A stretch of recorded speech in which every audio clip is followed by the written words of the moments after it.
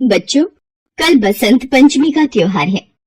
बसंत पंचमी का त्योहार माघ मास में शुक्ल पक्ष की पंचमी तिथि को मनाया जाता है। इस दिन विद्या की देवी माँ सरस्वती की पूजा की जाती है और इस दिन से ही बसंत ऋतु का आगमन होता है। कहा जाता है इस दिन ही माँ सरस्वती की उत्पत्ति भी हुई थी। यह दिन छात्रों, कला, संगीत आदि क्षेत्र से जुड़े लोगों के लिए बेहद खास होता है। बसंत पंचमी के दिन पीले रंग का भी विशेष महत्व होता है। बसंत पंचमी का दिन विद्या आरंभ या किसी भी शुभ कार्य के लिए बेहद उत्तम माना जाता है। संगीत की उत्पत्ति करने के कारण माँ सरस्वती संगीत की देवी भी हैं। इनकी पूजा करने से अज्ञानी में भी ज्ञान का दीप जल उठता है। बसंत पंचमी के दिन लोग पीले वस्त्र धारण करते हैं। अपने घरों में पीले रंग के व्यंजन बनाते हैं। कुछ पीले रंग के चावल बनाते हैं तो कुछ केसर का उपयोग करते हैं। अच्छा, आप सब बच्चे ध्यान दें, कल स्कूल लंच में पीला भोजन लाना अनिवार्य है। प्रिंसिपल मैम ने कहा है पीले चावल या बेसन से बनी कोई भी चीज आप ला सकते हैं।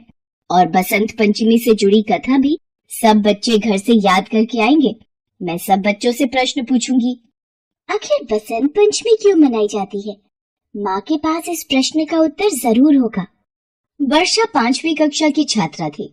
जब बच्चे छोटे होते हैं तो उनके मन में सभी प्रश्नों के उत्तर जानने की बहुत लालसा होती है और वो ये भी चाहते हैं कि वह अपनी टीचर को सबसे अच्छा उत्तर देकर कक्षा में प्रशंसा का पात्र बने। इसीलिए वर्षा ने भी घर जाकर अपनी माँ सरोज से बसंत पंचमी की कथा के बारे में बड़ी लालसा से पूछा। माँ, कहाँ हो? मुझे आपसे बहुत जरूरी काम है। क्या काम है मेरी बिटिया को? मैं कल बसंत पंचमी की पूजा के लिए पीले फूलों की माला बना रही हूँ। कल माँ सरस्वती ये पीले वस्त्र और पीली फूल माला पहनकर बहुत सुंदर लगेंगी। माँ, आज आप भी बसंत पंचमी की तैयारी कर रही हो? माँ, बसंत पंचमी क्यों मनाते हैं? मुझे आपसे ये जानना बहुत जरूरी है। मुझे बसंत पंचमी की पूरी कथा विस्तार से सुननी है। हमारी टीचर ने बसंत पंचमी की कथा के बारे में जानने के लिए बोला है। कल वो हमसे इस पर आधारित प्रश्न पूछेंगी। अच्छा, तो ये तो बहुत अच्छी बात है कि तुम बसंत पंचमी की कथा के बारे में जानना चाहती हो। आओ बैठो, मैं तुम्हें बसंत पंचमी के बारे में सब बताती हूँ। ध्यान से सुनो। कल बसंत पंचमी का पर्व है। कल से बसंत ऋतु का आगमन होगा। बसंत को ऋतुराज भी कहा जाता है। बसंत ऋतु के दौरान फूलों पर बहार आ जाती है। खेतों में सरसों सोने की तरह चमकने लगती है। जौ और गेहूं की बालियां खिल उठती हैं और इधर उधर रंग बिरंगी तितलियां उड़ती दिखने लगती हैं। इस पर्व को ऋषि पंचमी के नाम से भी जाना जाता है। लोक कथा के अनुसार एक बार ब्रह्मा जी धरती पर विचरण करने के लिए निकले। पृथ्वी पर तो सभी मनुष्य और जीव जंतु बिल्कुल नीरस और शांत दिखाई पड़ते हैं। मानो धरती के वातावरण में कहीं न कहीं कुछ कमी है। मुझे इसके लिए कुछ करना होगा। इसके पश्चात ब्रह्मा जी अपनी समस्या के समाधान के लिए भगवान विष्णु के पास गए। पधारिए ब्रह्मदेव, विष्णु लोक में आपका स्वागत है। नारायण, मैं आपके पास एक सहायता मांगने आया हूँ। मुझे पृथ्वी पर सर्वस्व मौन ही दिखाई दे रहा है। मैं चाहता हूँ पृथ्वीवासी बोलने लगें। मुझे इसके लिए आपकी सहायता की आवश्यकता है। ब्रह्मदेव, इस कार्य में तो आदि शक्ति ही हमारी सहायता कर सकती हैं। हमें आदि शक्ति का आह्वान करना होगा। विष्णु जी के द्वारा आवाहन होने के कारण भगवती दुर्गा वहां तुरंत ही प्रकट हो गई। आपने मुझे याद किया, बताइए मैं आपकी किस प्रकार सहायता कर सकती हूँ? देवी दुर्गा, ब्रह्मा जी चाहते हैं कि पृथ्वी पर मौन न रहे। पृथ्वी पर चारों ओर उदासी है। इसके लिए हम आपकी सहायता चाहते हैं। आप चिंतित मत होइए, मैं आपकी सहायता अवश्य करूंगी।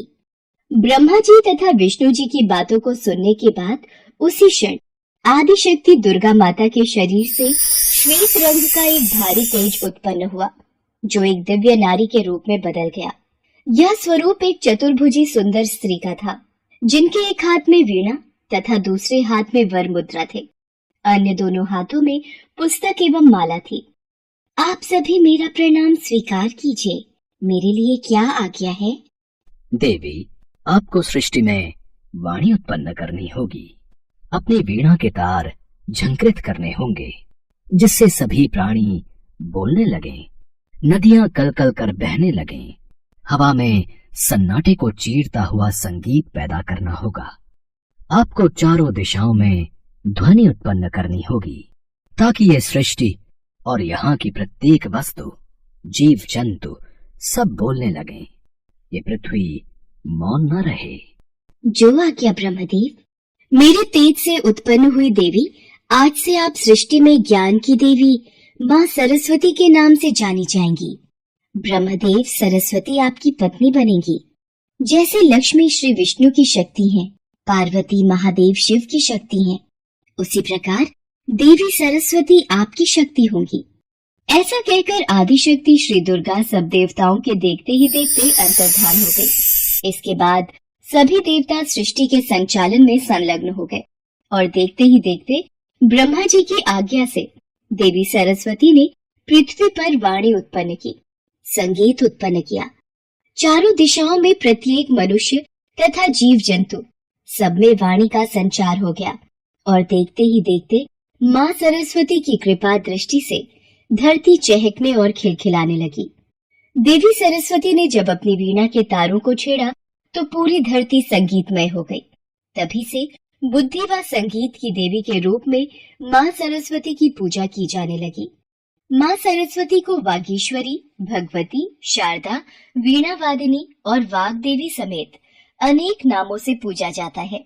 ये विद्या और बुद्धि प्रदान करने वाली देवी है। संगीत की उत्पत्ति करने के कारण ये संगीत की देवी भी है।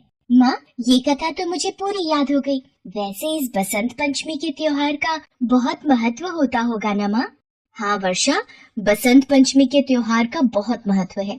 इस दिन छात्र माँ सरस्वती की पूजा कर उनसे और अधिक ज्ञानवान बनाने की प्रार्थना करते हैं। बसंत पंचमी के दिन विद्यालयों में भी देवी सरस्वती की आराधना व पूजन तथा हवन का आयोजन होता है। जगह जगह मंदिरों और धार्मिक स्थलों पर मीठे चावल के भंडारे बांटे जाते हैं। बसंत पंचमी पर पीले वस्त्र पहनने, हल्दी से सरस्वती की पूजा और हल्दी का ही तिलक लगाने का भी विधान है। इसलिए बसंत पंचमी ऋतुओं का भी त्योहार है। माँ, आपने तो मुझे बसंत पंचमी के बारे में बहुत कुछ बता दिया। मैं भी कल माँ सरस्वती की पूजा करूंगी और उनसे आशीर्वाद लूंगी, ताकि मैं भी जीवन में बहुत तरक्की कर सकूं। अगले दिन वर्षा टीचर के सभी सवालों का झटपट उत्तर दे देती है। अरे वाह वर्षा, तुम तो बहुत समझदार हो। तुमने तो मुझे बसंत पंचमी के बारे में सब कुछ बहुत ही विस्तार से बता दिया। बच्चों, अब हम सब मिलकर हॉल में जाकर माँ सरस्वती की पूजा करेंगे और फिर विद्यालय के सभी बच्चे अपनी अपनी टीचर के साथ मिलकर माँ सरस्वती की पूजा और आराधना करते हैं और स्कूल की तरफ से बच्चों को पीले मीठे चावल का प्रसाद बांटा जाता है।